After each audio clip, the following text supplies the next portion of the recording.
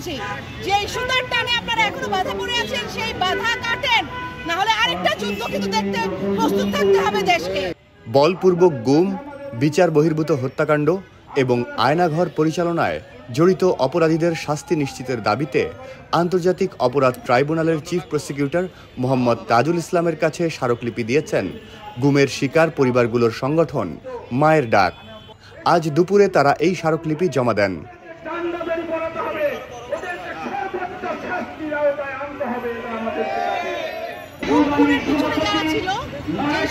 বিভিন্ন বাহিনীর কর্মকর্তারা অভিযুক্ত, তাদেরকে এখনো গ্রেফতার করা হয়নি।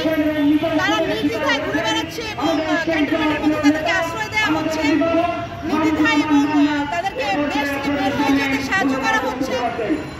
প্রত্যেকটা ব্যক্তি যারা যুক্ত আওয়ামী ফ্যাসিস্ট রেজিমের, যারা ছিল আওয়ামী লীগের দোসররা, বিভিন্ন বাহিনীর যারা অফিসাররা ছিল, প্রত্যেককে যেন গ্রেফতারের আওতায় আনা হয় অতি সত্বর। আমরা অনেকদিন দেখেছি যে এই সুতার টানে আপনারা এখনো বাধা পড়ে আছেন, সেই বাধা কাটেন, না হলে আরেকটা যুদ্ধ কিন্তু দেখতে প্রস্তুত থাকতে হবে দেশকে।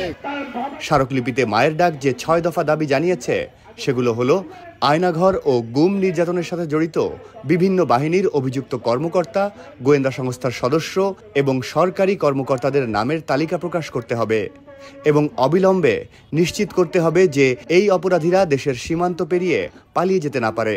খুন, গুম ও নির্যাতনের সঙ্গে জড়িত সব অপরাধীকে ক্যান্টনমেন্ট থেকে সরিয়ে আইনি প্রক্রিয়ায় গ্রেফতার করে কারাগারে পাঠাতে হবে। অভিযুক্ত উচ্চপদস্থ সেনা কর্মকর্তাদের পদ থেকে অপসারণ এবং তাদের বিরুদ্ধে সুষ্ঠু বিচারিক তদন্তের ব্যবস্থা নিশ্চিত করতে হবে। মানবাধিকার লঙ্ঘনের সঙ্গে জড়িত র্যাব, ডিজিএফআই, এনএসআই, ডিবি, সিটিটিসির সব সদস্যদের জবাবদিহিতার আওতায় আনতে হবে। আয়নাঘর সংরক্ষণের জন্য অবিলম্বে প্রয়োজনীয় ব্যবস্থা গ্রহণ করতে হবে, যাতে প্রমাণ নষ্ট বা গোপন করা না যায়। প্রমাণ ধ্বংসে জড়িত ব্যক্তিদের বিরুদ্ধে কঠোর আইনানুগ ব্যবস্থা নিতে হবে।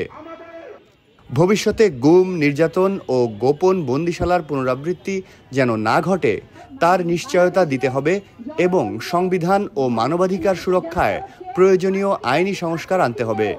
গুমের শিকার পরিবারের সদস্যদের রাষ্ট্রীয়ভাবে স্বীকৃতি দিতে হবে এবং তাদের দায়িত্ব নিশ্চিত করতে হবে।